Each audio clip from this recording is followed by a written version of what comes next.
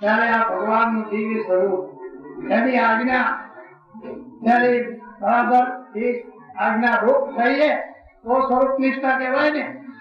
વાણી એ પોતાનું સ્વરૂપ છે, તો વાણી અને ભગવાનની દિવ્ય મૂર્તિ એ બંને એક છે.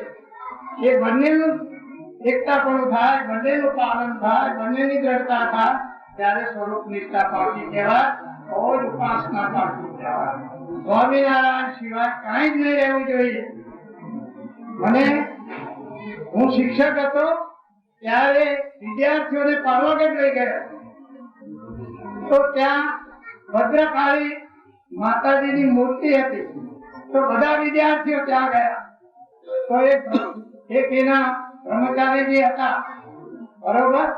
ત્યારે મેં કહ્યું કે તમે એક તો રડી જાઓ, તમારા માતાજી મને જય સ્વામિનારાયણ કરવા આવે છે, હટી જાઓ આજા, બરોબર.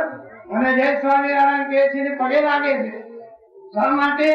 ભગવાન સ્વામિનારાયણ તો એ અવતારી મહાપ્રભુ છે, અનંત દેવો એના દર્શન કરે છે. એ ભગવાન જો આપણામાં બિરાજતા હોય તો એ માતાજી કોના દર્શન કરવા આવ્યા? ભગવાન સ્વામિનારાયણ. તો ભગવાન સ્વામિનારાયણના દર્શન કરવા આવ્યા. એમને જય સ્વામિનારાયણ કર્યા અને મેં મહારાજને કહ્યું કે આ માતાજીનું કલ્યાણ કરી નાખો, ત્યાંનો માતાજી જ ના રાખે.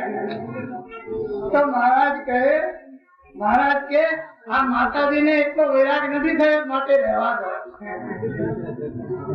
જયારે એમને રાગ મટી જશે ત્યારે જરૂર આમાંથી નીકળી જશે. ત્યારે જુઓ, એમને પણ એમનો રાગ છે.